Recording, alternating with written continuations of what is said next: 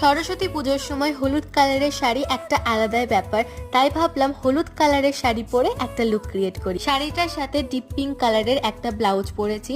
মেকআপটা স্টার্ট করার আগে আমি অ্যালোভেরা জেল অ্যাপ্লাই করেছিলাম, কিন্তু পুজোটা যেহেতু সকালবেলায় তাই সানস্ক্রিন ইউজ করাটা কিন্তু মাস্ট। ফাউন্ডেশন ছাড়া কনসিলার দিয়ে মেকআপ বেসটা ক্রিয়েট করেছি, ওপরে অ্যাপ্লাই করেছি ব্লাশ, আর যেহেতু সকালবেলা তাই অল্প করে হাইলাইটার। দেন স্টার্ট করেছি আই মেকআপ।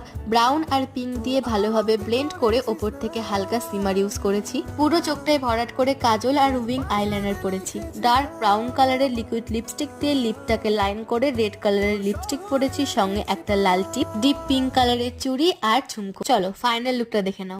হতে পারে না